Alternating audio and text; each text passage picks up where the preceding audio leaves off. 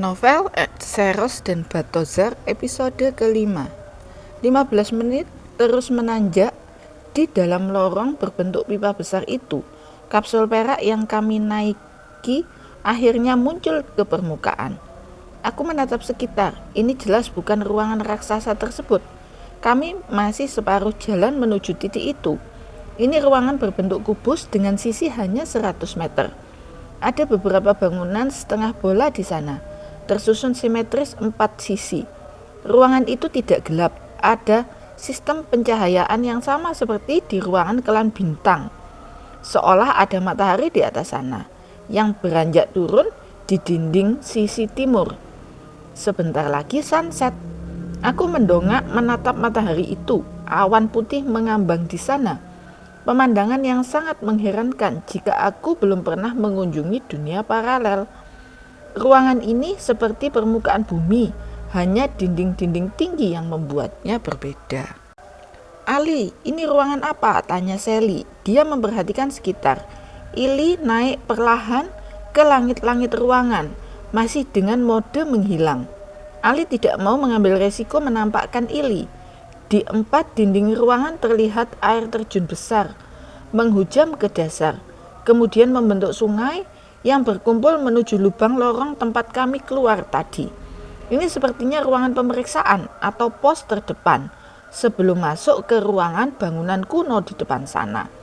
Ali ikut memperhatikan. Apakah ada orang di ruangan ini? Sally berbisik pelan. Sepertinya tidak ada. Sensor Ili tidak menunjukkan aktivitas makhluk hidup apapun. Ali menunjuk ke layar besar. Namun kami tetap harus waspada. Kami kenyang dengan pengalaman petualangan di dunia paralel. Sebuah ruangan akan lebih berbahaya justru ketika tampak lengang tidak ada isinya. Kami tidak tahu apa yang telah menunggu di balik bangunan setengah bola misalnya. Atau ada sesuatu yang bersembunyi di balik air terjun. 1 menit lengang. Kita kemana sekarang? Tanyaku. Dinding sisi utara. Ada lorong berikutnya di sana, menuju ruangan raksasa di bawah bangunan kuno. Ali menggerakkan lagi tuas kemudi Ili. Kapsul perak itu bergerak perlahan, melintas di sela bangunan setengah bola berukuran besar. Ili tiba di dinding utara.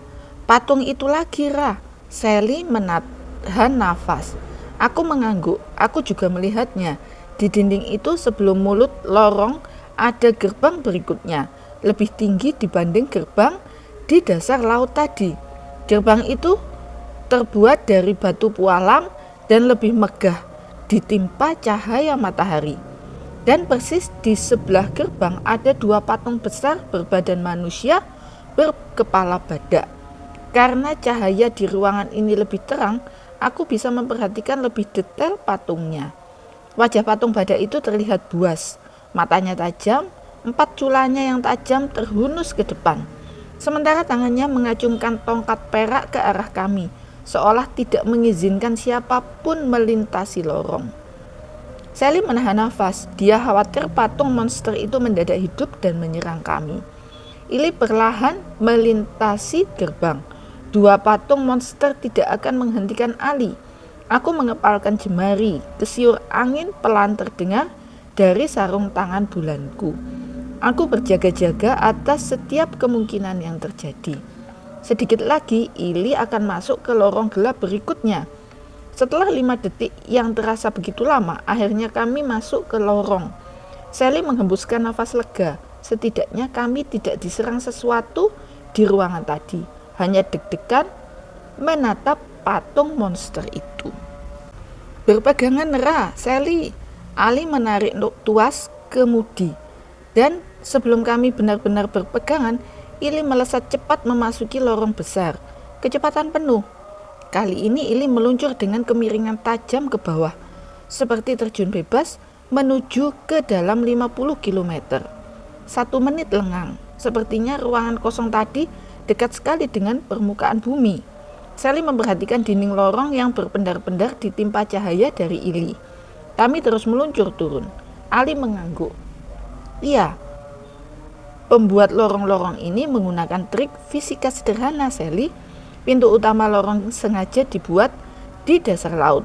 Lorong naik ke atas sehingga melewati ketinggian permukaan laut, sehingga air laut tidak bisa menggenanginya di pos terdepan ruangan tadi. Kemudian lorong kembali menuju ke bawah.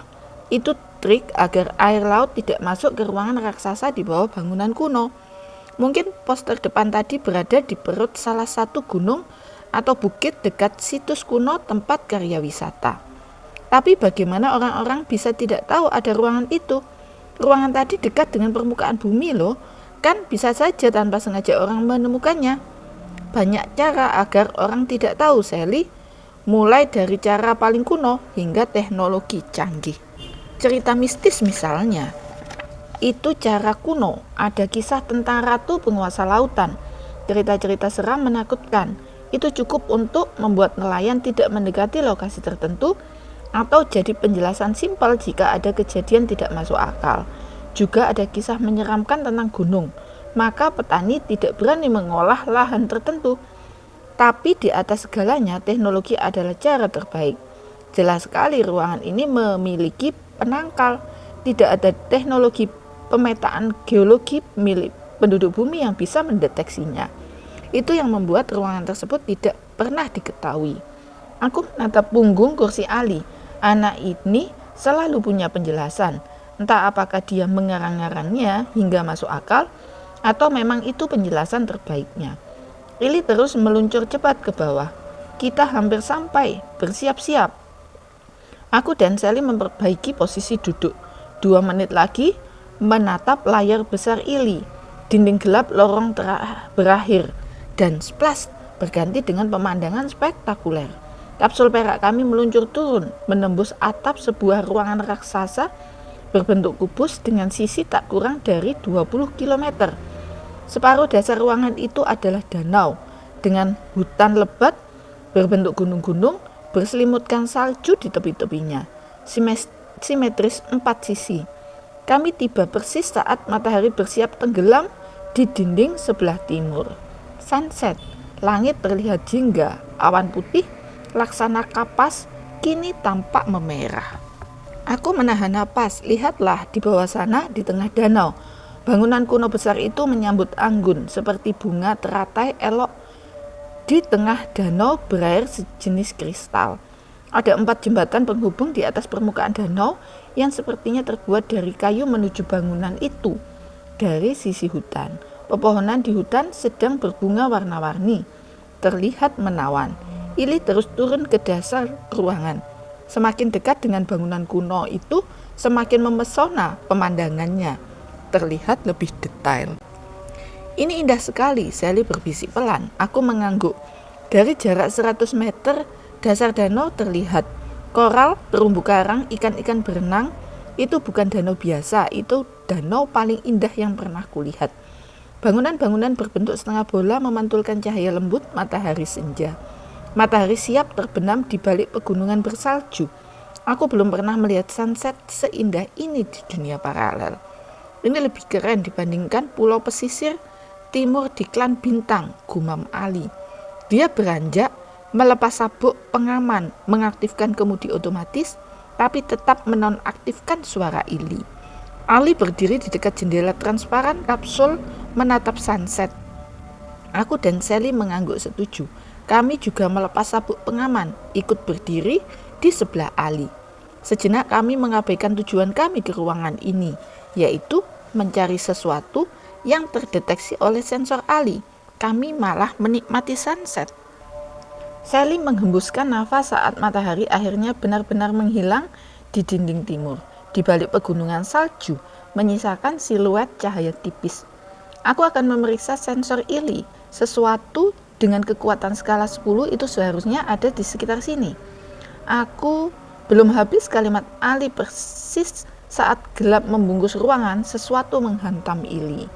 Itu pukulan yang kencang sekali dan amat tiba-tiba. Boom, seperti bola kecil yang ditendang. Kapsul perak yang kami tumpangi terpelanting jatuh ke atas hutan lebat. Sally menjerit kaget, terbanting ke layar Lily. Tubuh Ali rebah menimpa lemari kapsul. Aku juga berseru kencang. Pada detik terakhir sebelum Lily menghantam Aku segera membuat tameng transparan berbentuk bola mengelilingi kapsul. Ili menghantam pepohonan 1, 2, 3, tak terhitung berapa kali.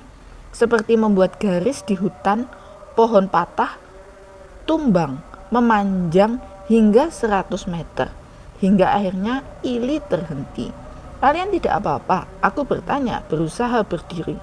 Wajah Sally pucat pasi, dia juga berusaha berdiri. Kakinya gemetar. Ali bersungut-sungut keluar dari lemari. Tubuhnya terbanting ke sana, melesak masuk. Tumpukan mie instan yang disimpan di lemari itu mengenai wajahnya.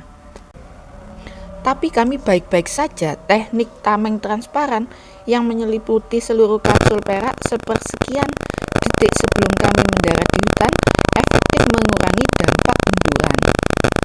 Itu apa tadi? Sally tersengal. Aku menggeleng. Itu tadi datangnya mendadak sekali. Tidak sempat kami melihatnya. Ili telah terpelanting jauh. Apa yang menyerang kita tadi? Sally kembali bertanya, merapikan anak rambut di wajah. Sebagai jawaban, terdengar raungan kencang dari bangunan kuno. Seperti suara binatang buas, tapi lebih keras dan nyaring. Mengerikan mendengar suara itu. Itu apa? Sally tergagap, suaranya nyaris samar.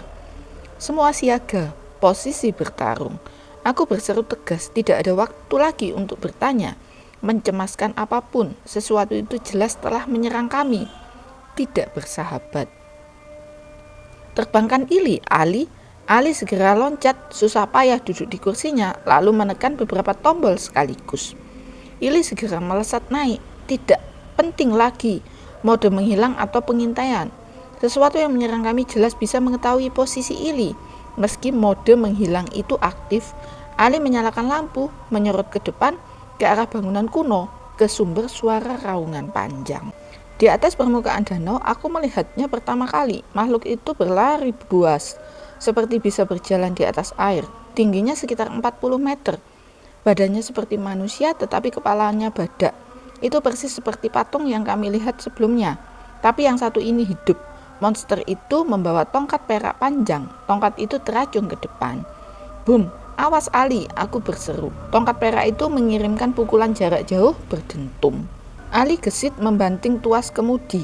Ili melenting menghindar. Berhasil, pukulan itu menghancurkan hutan seluas 1 lapangan bola. Pukulan itulah yang tadi mengenai kapsul. Terbang tinggi, Ali, aku punya ide. Ali mengangguk, menarik tuas kemudi kuat-kuat. Ili melesat terbang mencoba kabur. Monster itu lebih dulu loncat tinggi seperti bisa terbang dengan mudah, tangkas dan cepat. Tiba-tiba dia sudah ngambang di depan kami. Dari jarak sedekat itu, aku bisa melihat matanya yang merah, 4 culanya yang tajam, moncongnya yang lebar, dan tangan kirinya yang buas menghantam kapsul, meninju kapsul ke bawah. Awas Ali, Sally menjerit. Ali berusaha melakukan manuver menghindar, tapi terlambat. Buk, aku menggigit bibir, segera membuat tameng transparan. Ili terbanting tanpa ampun ke dasar hutan untuk kedua kalinya. Kali ini tidak separah sebelumnya. Tameng transparanku cukup kokoh menahan hantaman tinju. Kapsul perak Ili seperti bola basket yang terbanting pemain setinggi 40 meter, memantul ke belakang. Monster itu meraung marah. Dia sepertinya tidak suka melihat tameng transparanku. Dia segera berlari mengejar. Cepat sekali gerakannya. Sebelum kami pulih dari serangan tadi atau menyusun rencana menghadapinya, monster itu sudah tinggal 100 meter. Berlari mendekat, menyibak pepohonan dengan mudah. Apa yang harus kita lakukan? Sally bertanya gugup. Belum sempat aku memberi jawaban, belum sempat Ali menggerakkan tuas kemudi, terdengar raungan panjang dari sisi lainnya. Astaga, kami saling tatap. Monster itu ternyata tidak hanya satu, melainkan 2. Monster itu berlari mengejar. Tinggi badan, ukuran tubuh, dan senjatanya sama persis dengan monster yang pertama. Sempurna sudah. 2 monster mengamuk, hendak menghantam Ili. Seolah satu monster tidak cukup untuk menghabisi kami. Selanjutnya, masuk episode ke-6. Kita lanjutkan pada video selanjutnya.